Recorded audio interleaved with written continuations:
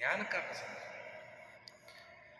इसलिए मध्वाचार्य जी कृष्ण का अत्यंत प्रिय ग्रंथ भगवत गीता उसका व्याख्यान किया और गीता भाष्य लेकर बद्रीनाथ के पास आए। बद्रीनारायण के पास बैठे हुए मध्वाचार्य जी अनुमान करते हैं, देवं नारायणं नत्वा सर्वदोष विवर्जितं परिपूर्णं गुरोश्चान् गीतार्थं वक्ष्यामि शक्तितः। ऐसे मध्वाचार्य जी ने गीता भाष्य का मंगल पद्य पढ़ा। भगवत गीता श्री कृष्ण ने जो ग्रंथ दिया है, भगवान वेदव्यास ने अपने महाभारत में उसका उल्लेख किया है भगवत गीता का, उसका व्याख्यान करने के लिए गीता भाष्य रचना किया है मध्वाचार्य जी ने। उस गीता भाष्य का मंगल पद्य ऐसे है, देवं नारायणं नत्वा सर्वदोष विवर्जितं परिपूर्णं गुरोश्चान् गीतार्थं वक्ष्यामि शक्तितः। ऐसे मध्वाचार्य जी ने बोला। उसी वक्त एक ध्वनि सुनाई दे रही है, भगवान नारायण का ध्वनि। नारायण बोल रहा है, शक्तितः नहीं बोलने का, लेशतः बोलने का। ऐसे भगवान ने मार्जन किया। मध्वाचार्य जी ने शक्तितः ऐसे उल्लेख किया था, नारायण उसका शोधन करते शक्तितः नहीं बोलने का, लेशतः बोलने का। क्यों? क्योंकि मध्वाचार्य जी की शक्ति कितनी है, तुलना कर सकते हैं कोई भी? गीता का व्याख्यान कर रहे हैं मध्वाचार्य जी, अपनी शक्ति से भगवत गीता का व्याख्यान करेंगे तो इस जग में कोई भी पढ़ सकता है क्या? इस भगवत गीता भाष्य जो मध्वाचार्य अपनी शक्ति के अनुसार लिख रहे हैं, उसका पढ़ाई कोई भी कर सकता है क्या? कोई भी नहीं कर सकता। इसलिए आपने जो लिखा है वो अपने शक्ति के अनुसार नहीं लिखा है, किंतु लेशतः लिखा है। अपने शक्ति के लेश लेके आपने ग्रंथ लिखा है, इसलिए इसका शोधन करना चाहिए, शक्तितः पद निकाल के उधर लेशतः पद डालना चाहिए। ऐसे भगवान नारायण ने बोला। ऐसे नारायण जी का और मध्वाचार्य जी का एक छोटा सा संवाद उस बद्रीनाथ क्षेत्र में हुआ। पूरा गीता भाष्य अनुवाद किया मध्वाचार्य जी ने। उस दिन रात को सभी सोए हुए हैं। एक शब्द आ रहा है, स्फालनम पदमहो हरिणोक्तम।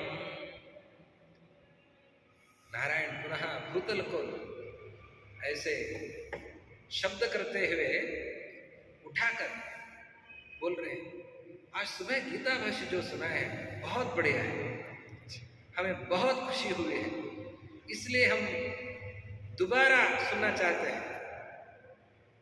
दोबारा सुनाओगे? ऐसे भगवान नारायण ने बोला। मध्वाचार्य जी प्रसन्न हुए, बहुत खुश हुए। उनको नारायण की प्रसन्नता देखकर बहुत संतोष हुआ। वे उठ के गीता भाष्य पढ़ रहे हैं। सभी शिष्यजन जो है उनको ये शब्द, ये ध्वनि सुबह सुनाई दी है। सुबह नारायण जी का ध्वनि उन्होंने सुना है, सभी शिष्यजन सुने हैं। ऐसे शक्तितः पद निकाल के लेशतः पद डालना चाहिए, ऐसे सुना है। तो वे जानते हैं ये नारायण जी का ध्वनि है। तो सभी शिष्य जाग के मध्वाचार्य जी के मुख से दोबारा गीता भाष्य सुन रहे हैं। ऐसे मध्वाचार्य जी इधर गीता भाष्य का अनुवाद करते हैं। नारायण स्वतः नारायण इसका श्रवण करके उसका महत्व दिखाते हैं। मध्वाचार्य जी का ग्रंथ है, कितना महत्वपूर्ण है, उसमें कितना अर्थ है, वो तात्विक है, कल्पना नहीं है। श्री कृष्ण का अभिप्राय जो है उसी का अनुवाद किया है मध्वाचार्य जी। उसी का चिंतन सभी को बांटा है। इसलिए बहुत महत्वपूर्ण है मध्वाचार्य जी का भाष्य। गीता भाष्य बहुत आ चुके हैं, इसके पहले बहुत गीता भाष्य आ चुके हैं। बहुत लोगों ने अपने दिमाग को इस्तेमाल करके गीता का व्याख्यान किए हैं, लेकिन कोई गीता व्याख्यान भगवान श्री कृष्ण को सम्मत नहीं, कोई भाष्य भगवान वेदव्यास को सम्मत नहीं। सिर्फ मध्वाचार्य जी का भाष्य वेदव्यास को सम्मत है। इसलिए भगवान नारायण ने उसका स्वीकार की और सभी लोगों को बताया ये मध्वाचार्य जी का भाष्य मुझे सम्मत है, मैं इसे स्वीकार कर रहा हूँ, इसलिए मध्वाचार्य जी के भाष्य को सभी को पढ़ना है, ऐसे नारायण जी ने बताया। उसके बाद रात में उधर मध्वाचार्य जी 48 दिन उधर रह के उन्होंने काष्ठ मौन व्रत की। काष्ठ मौन व्रत, काष्ठ मौन व्रत मतलब जैसे काष्ठ लकड़ी होती है, लकड़ी क्या खाती है पीती है, कुछ भी नहीं करती, वैसे लकड़ी की तरह खाना पीना सबको छोड़ के रहना चाहिए। ये काष्ठ व्रत, मौन व्रत।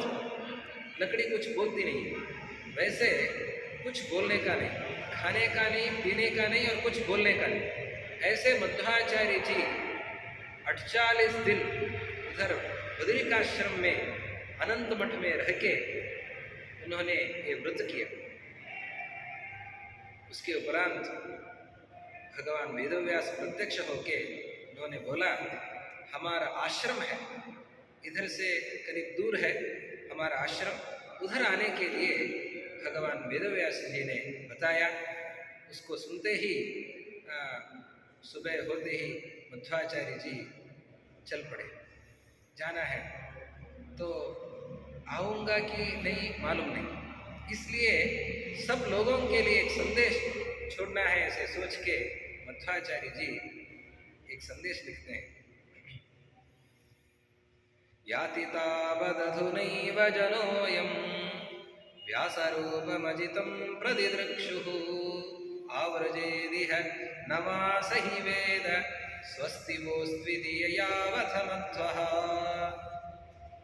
मैं भगवान के आदेश से इधर से निकल रहा हूँ, मैं आगे जा रहा हूँ, व्यासाश्रम के लिए जा रहा हूँ, दोबारा इधर आऊँगा कि नहीं मुझे नहीं मालूम। भगवान की आज्ञा हो तो मैं आ सकता हूँ, भगवान की आज्ञा नहीं हो तो मैं नहीं आने वाला हूँ। आपके लिए मैं एक संदेश दे रहा हूँ। नेदृशं स्थलमलं शमलघ्नं नास्य तीर्थसलिलस्य समं वाह नास्ति विष्णुसदृशं ननु देवं नास्मदुक्तिसदृशं हितरूपम्। ये अत्यंत पवित्र है। भूमि में आप बहुत जगह देख सकते हैं, बहुत पानी देख सकते हैं, लेकिन गंगा जल के समान कोई जल जग में नहीं है। अत्यंत पवित्र पानी मतलब भूमि में गंगा है। अत्यंत पवित्र स्थल मतलब वो बद्रिकाश्रम है। नेदृशं स्थलमलं शमलघ्नं। हम जीवन में जितना भी पाप करते हैं, उस पाप का शमन करना है, उसका नाश करना है, तो एक उपाय है बद्रिकाश्रम जाके बद्री नारायण का दर्शन करना। उस क्षेत्र का ये महत्व है, सभी पाप मिटा देता है। अत्यंत पवित्र क्षेत्र है बद्रिकाश्रम। इसलिए नेदृशं स्थलमलं शमलघ्नं नास्य तीर्थसलिलस्य समं वाह। ये पवित्र गंगा सिर्फ पानी नहीं है, इसको वादिराज स्वामी जी बोलते हैं, जो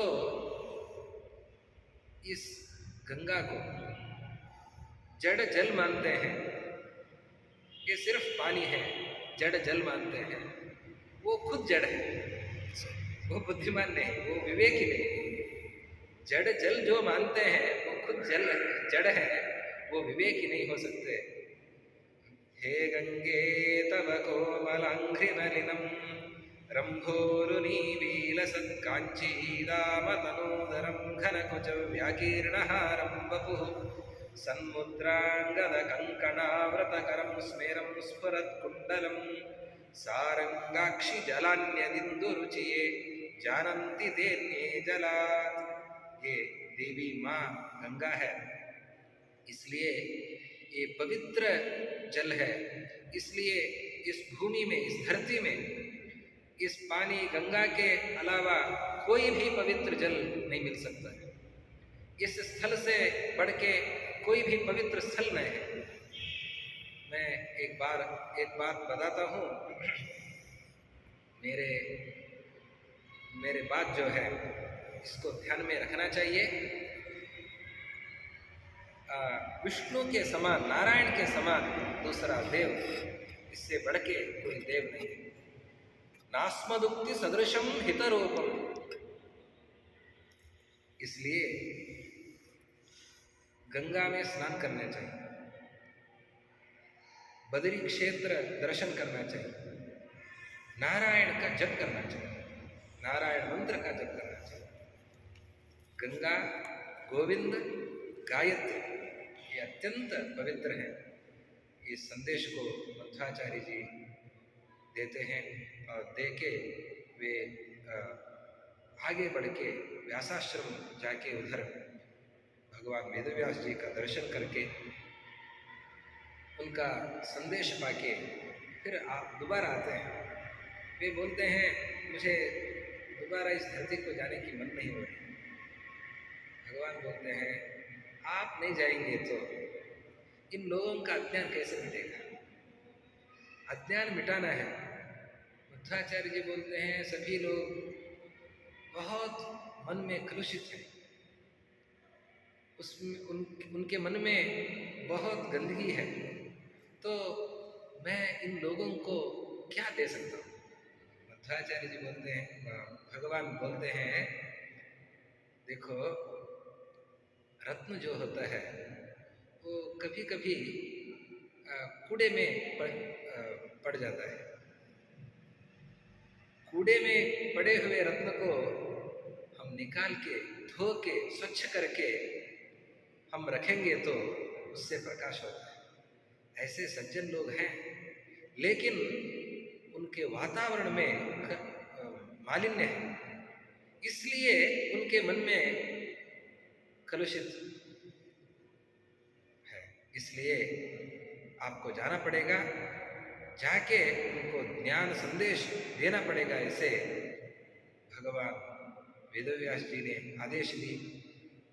उस आदेश को पालन करते हुए मध्वाचार्य जी आते हैं इस धरती पे, दोबारा आके इधर सभी जगह संदेश देते हैं।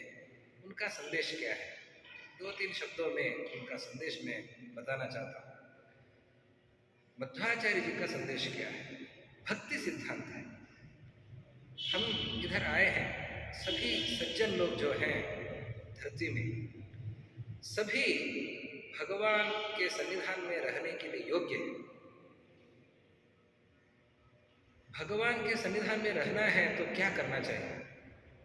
जो वैकुंठ लोक है, अत्यंत पवित्र लोक है, वही मोक्ष माना गया है। वो मोक्ष कैसे है? मोक्ष मतलब उधर कुछ लोग बोलते हैं उधर हमें कुछ भी नहीं होता है, सुख भी नहीं है, दुख भी नहीं है, जन्म भी नहीं है, मृत्यु भी नहीं है, वो मोक्ष है। मध्वाचार्य जी बोलते हैं जन्म नहीं है, मृत्यु नहीं है, ठीक है, दुख नहीं है, ठीक है, सुख नहीं है, ये मोक्ष कैसे हो सकता है? हमें इस संसार में कुछ सुख है, हम कुछ खाते हैं, कुछ पीते हैं, कुछ देखते हैं, कुछ सुनते हैं। सुनने से हमें बहुत संतोष होता है, देखने से कुछ संतोष होता है, खाने से कुछ संतोष होता है, पीने से कुछ संतोष होता है। ये सबको छोड़ के हम मोक्ष जाएंगे तो हमें कुछ क्या मिल सकता है? इसलिए ये मोक्ष नहीं है, ये निर्गुण मोक्ष नहीं है। हम बोलते हैं मोक्ष में ज्ञान है, आनंद है। वो आनंद इससे बहुत बहुत गुण अधिक है। कैसे है आनंद? खाने से जो हमें सुख मिलता है ये सुख अलग है, पीने से कुछ सुख मिलता है ये सुख अलग है। ये सुख है, ये इससे विभिन्न है। ये इसका उदाहरण देना है तो हम सोते वक्त कुछ आनंद अनुभव करते हैं। इतना वक्त मैं सोया, बहुत आनंद हुआ। क्या आनंद हुआ? कुछ खाया? नहीं। खाने से आनंद मिला? नहीं। पीने से आनंद मिला? नहीं। लेकिन ये आनंद है। कुछ दुख है? सोने में कुछ दुख है? नहीं। उधर आनंद है, संतोष है। ये एक उदाहरण है। इससे बढ़ के बहुत गुना अधिक सुख उधर मिलता है, मोक्ष में मिलता है। भगवान का दर्शन उधर होता है, भगवान उधर होता है।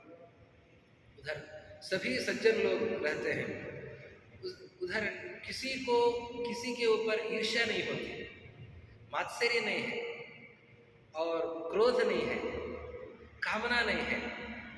आनंद है, सिर्फ ज्ञान है, आनंद है। ये मोक्ष है। इस मोक्ष को पाना है तो क्या करना चाहिए? ये बहुत बड़ा मोक्ष है। भगवान का सन्निधान उधर रहता है। हम कभी भी उधर भगवान का दर्शन कर सकते हैं। हम इस भौतिक शरीर से उधर नहीं जा सकते। ये शरीर है, इसमें बुढ़ापा आता है, सभी दुख है, ये कुछ भी नहीं है। उधर सभी वक्त तारुण्य है, हम आनंद से रह सकते हैं। इस मोक्ष को पाने के लिए क्या करना चाहिए? मध्वाचार्य जी बोलते हैं, इसको पाने के लिए एक ही मार्ग है। उसका मार्ग है भक्ति मार्ग। भक्ति करना चाहिए हमें। भगवान में भक्ति करना चाहिए, गुरु में भक्ति करना चाहिए। भगवान के पाद में भक्ति करेंगे तो हम इस मोक्ष को पा सकते हैं। इसलिए भक्ति करना चाहिए। भक्ति सिद्धांत मध्वाचार्य जी का है। कर्म सिद्धांत, केवल कर्म से हम इस मोक्ष को नहीं पा सकते। भक्ति करना चाहिए। देखिए, ये कर्म जो है अलग होता है। दुर्योधन ने भी बहुत कर्म की। पांडव लोग, उन्होंने राजसूय याग किया। उधर बहुत लोग आए थे, बहुत ऐश्वर्य मिला पांडव लोगों को। उसे देख के दुर्योधन के मन में ईर्ष्या आई। उसने चिंतन की, मैं भी एक याग करूंगा, इससे बढ़ के बढ़िया ढंग से मैं याग करूंगा। ऐसे उसने आलोचना की और एक पौंडरीक याग की। उसने बहुत धन व्यय की, बहुत लोगों को बुलाया, याग की। लेकिन याग करते वक्त उसके मन में भगवान में भक्ति नहीं थी। उसके मन में लोक कल्याण की भावना नहीं थी। उसके मन में क्या थी? मैं दिखाता हूं कि पांडवों ने क्या याग की है, उससे ज्यादा धन व्यय करके मैं कैसे याग कर सकता हूं। मेरे पास कितना संपत्ति है, मैं कैसे ये याग कर सकता हूं, इसको दिखाना है। ईर्ष्या से उसने याग की। इसलिए उसने याग की। याग करते ही उसको पाप मिला, पुण्य नहीं मिला। धर्मो भवत्यधर्मोऽपि यो न भक्तैः कृतो हरे पापम भवति धर्मोऽपि पापम भवति धर्मोऽपि। जो भक्त लोग हैं वो पाप करते हैं तो भी उनको पुण्य ही मिलता है। जो दुष्ट लोग हैं, मन में ईर्ष्या रख के, मात्सर्य रख के, क्रोध से या कामना से कुछ भी काम करते हैं, देखने में काम तो पुण्य काम है, लेकिन उससे पाप ही मिलता है, पुण्य नहीं मिलता है। ये मध्वाचार्य जी का संदेश। इसलिए हम क्या काम करते हैं, इससे हमारे मन में क्या है, इसका महत्व बहुत है। भगवान हमारा मन देखता है, वो हमारा कर्म नहीं देखता है। कर्म भी देखता है, कर्म से बढ़कर भगवान हमारा मन देखता है। कृष्ण, श्री कृष्ण संधान के लिए कुरुक्षेत्र जाते हैं, हस्तिनावती को जाते हैं। दुर्योधन ने बहुत तरीके से पाक किया है, श्री कृष्ण का आतिथ्य करने के लिए सिद्धता की। श्री कृष्ण दुर्योधन के घर को नहीं जाते। भीष्माचार्य बुलाते हैं, कृष्ण हमारे घर को आइए, बुलाते हैं। कृष्ण उसके घर को भी नहीं जाते। उधर विदुर रहता है, विदुर नहीं बुलाता है श्री कृष्ण को, हमारे घर को आइए ऐसे करके नहीं बुलाता है। वो सोचता है मैं दासी का पुत्र हूँ, मैं बुलाता हूँ तो कृष्ण आएगा कि नहीं, ऐसे वो मन में रखता है। श्री कृष्ण विदुर को बोलता है, क्या मैं आपके घर को आ सकता हूँ? दुर्योधन ने बुलाया, भीष्माचार्य जी ने बुलाया, द्रोणाचार्य जी ने बुलाया, श्री कृष्ण उनके घर को नहीं जाते। विदुर बोले बिना श्री कृष्ण उसके घर को जाता है। उसने क्या कुछ भी सिद्धता नहीं की, कृष्ण को देने के लिए उसने कुछ भी सिद्धता नहीं की, लेकिन कृष्ण उसके घर को जाता है। उसके घर में सिर्फ केला है, केला देता है तो कृष्ण केला खा लेता है। वो बोलता है बहुत मुझे आज आनंद हुआ, हर्ष हुआ, भक्ति से मन से आपने जो दिया उससे मैं बहुत प्रसन्न हूँ, ऐसे कृष्ण बोलता है। इन कहानियों को सुनते हमें ये चिंतन करना चाहिए, हमारे मन का शोधन करना चाहिए। हमारे कर्म की शुद्धता कभी होती है, कभी नहीं होती है। कर्म में शुद्धता चाहिए, ये नहीं बोलता कि कर्म में शुद्धता नहीं चाहिए, कर्म भी अच्छा होना चाहिए, लेकिन उससे बढ़ के हमारे मन को शुद्धता करना चाहिए। शुद्ध मन से भगवान की चिंतन करना चाहिए, उससे भगवान प्रसन्न होकर हमें अनुग्रह करते हैं। श्री कृष्ण जी का अवतार यद्यपि मथुरा में थी, लेकिन भगवान गोकुल को चला गया। गोकुल में ब्रज की अंगनाएं क्या करते हैं, लेकिन उनके घर में श्री कृष्ण जाके उनसे माखन चुरा के भगवान ने माखन खाया। इससे हमें ये पता होता है कि हमें श्री कृष्ण में कैसे भक्ति करना चाहिए, कैसे मन शुद्धि रखनी चाहिए, शुद्ध मन से भगवान का चिंतन करना चाहिए। इस संदेश को मध्वाचार्य जी देते हैं। माहात्म्य ज्ञानपूर्वस्तु सुदृढ़ सर्वतोधिकः स्नेहो भक्तिरिति प्रोक्तः दया मुक्तिर्न चान्यथा। मध्वाचार्य जी बोलते हैं भक्ति चाहिए। भक्ति मतलब क्या है? भक्ति मतलब प्रेम है। प्रेम जो बड़े लोगों में करते हैं वही प्रेम भक्ति नाम से पुकारा जाता है। जो हमारे वर्ग में स्नेह करते हैं वही प्रेम नाम से पुकारा जाता है। और जो स्नेह हम छोटे बच्चों के ऊपर, छोटे लोगों के ऊपर करते हैं वही स्नेह वात्सल्य कहलाया जाता है। हमें भक्ति करनी चाहिए। भक्ति मतलब स्नेह, प्रेम। भगवान में हमें प्रेम रहना चाहिए। इस प्रेम में ज्ञान चाहिए और वैराग्य चाहिए। वैराग्य मतलब हमें भगवान के अलावा कुछ नहीं चाहिए।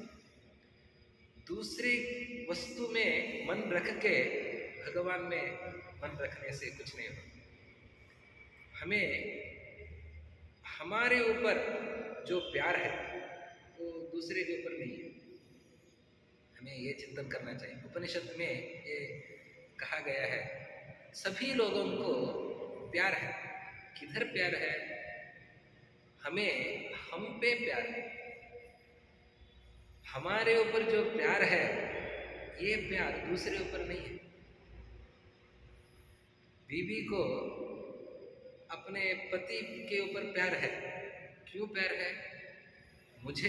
मैं बहुत पसंद हूँ, मुझे इस पति से आनंद मिलता है, इसलिए मुझे इससे प्यार करना चाहिए। ऐसे बीवी सोचती है। पति सोचता है मुझे अपनी बीवी से संतोष मिलता है, इसलिए मैं इससे प्यार करता हूँ। तो सभी लोगों को खुद में जो प्यार है वो प्यार दूसरे के ऊपर नहीं है।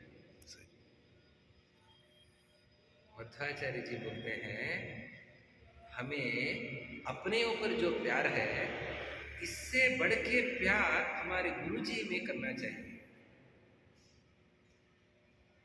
देवताओं में करना चाहिए, सभी से ज्यादा प्यार हमें भगवान में करना चाहिए। मुझ में जो प्यार है मुझे, उससे बहुत गुना अधिक प्यार हमें भगवान के ऊपर करना चाहिए। यही भक्ति कहलाया जाता है। हमें अभी यह चिंतन करना चाहिए, क्या हम भक्त हैं? ऐसी भक्ति करते हैं क्या? ऐसे चिंतन करना चाहिए। ऐसी भक्ति को हमें संपादन करना चाहिए, तभी भगवान प्रसन्न होके हमें अनुग्रह करते हैं और उनका दर्शन देते हैं। एक बार सोचना चाहिए, गोपिकाओं को भगवान ने दर्शन दिया, उनके साथ भगवान ने अपना लीला प्रदर्शन किया। क्यों किया? क्योंकि कहानी चिंतन करना चाहिए। गोपिका स्त्री वे सभी छोड़ के भगवान के लिए आ दौड़ी, सबको छोड़ के, घर को छोड़ा, बच्चों को छोड़ा, गाय को छोड़ा। कोई खाती थी, कृष्ण का मुरली गान सुनते ही छोड़ दिया और वृंदावन में दौड़ती हुई आ चुकी।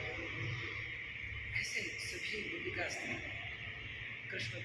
कृष्ण पाने के लिए सभी को छोड़ के आए। ऐसे जो भक्ति करते हैं, सबसे ज्यादा प्यार जो भगवान में करते हैं, उनसे प्रसन्न होते हैं भगवान और अनुग्रह करते हैं, अपने पास ले जाते हैं। जो वैकुंठ लोक है, सबसे बढ़कर, जिधर आनंद ही आनंद है, दुख का स्पर्श भी नहीं है, ऐसे वैकुंठ लोक में रख के उनको बहुत आनंद देते हैं। ऐसे संदेश मध्वाचार्य जी ने दी है। इस पुण्य अवसर पे मध्वनवमी है। मध्वनवमी बहुत बड़ा दिन है। मध्वाचार्य जी जिस दिन बद्रिकाश्रम गए, उन्होंने अभी तक धरती को नहीं छोड़ा है, अभी इस धरती में है, लेकिन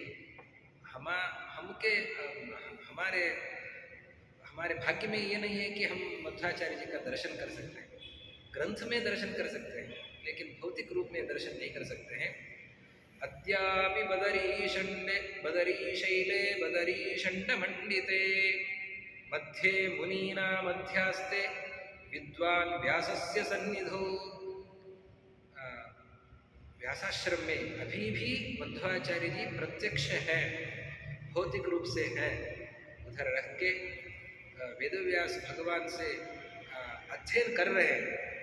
किसी का अध्ययन समाप्त नहीं होता, अध्ययन तो कभी भी समाप्त नहीं होता, ज्ञान तो संपादन करना ही चाहिए। अभी भी मध्वाचार्य जी वेदव्यास से अध्ययन कर रहे हैं, अभी भी बद्रिकाश्रम में है। ऐसे पूज्य वादिराज गुरुचरण बताते हैं। वे बताते हैं, शरच्छते व्यतीते तो देवानां आज्ञया प्रभुः एकतां मूलरूपेण स्वीये रूपे गमिष्यति, स्वीये लोके गमिष्यति। शरच्छते व्यतीत, देवानां शरच्छते व्यतीते, देवमान से 100 बरस, मतलब हमारे मानव मान से 36,000 साल, 36,000 साल तक मध्वाचार्य जी इसी रूप से, जिस रूप से मध्वाचार्य जी इधर अवतार किए हैं, उसी रूप से 13वीं शताब्दी में मध्वाचार्य जी का अवतार हुआ है।